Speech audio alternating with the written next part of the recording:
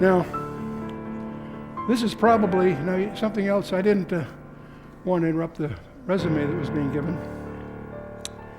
But just so you know a little bit about my background, because I want to make a statement. My parents were from the old country. I can remember as a child them getting their citizenship papers. Being an American in a house like that means something very special. When I was in Boy Scouts, it was God and country. You didn't have to choose between them.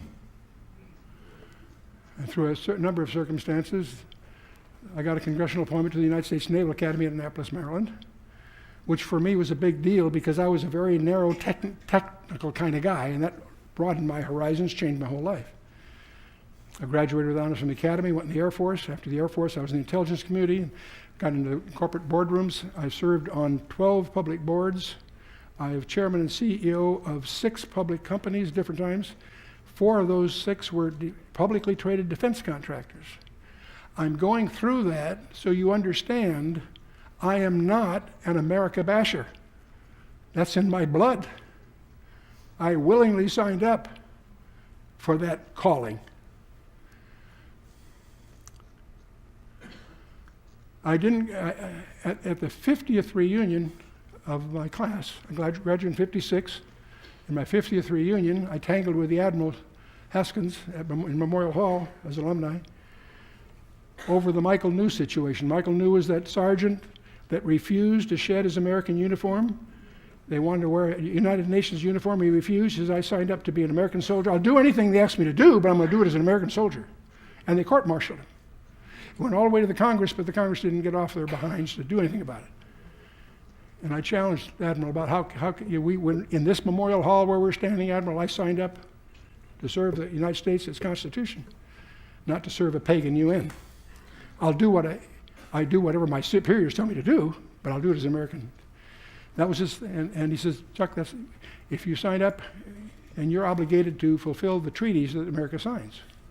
And on that basis, that's the legal basis they use.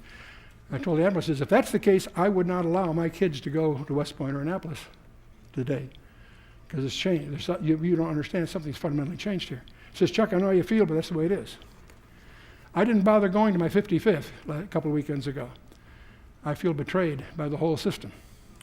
So I go mix with the guys for nostalgic reasons, of course, because we went through a lot together and so forth. My wingman from the Air Force was my best man and so forth. But see, the point I'm trying to get across is, let me back up again.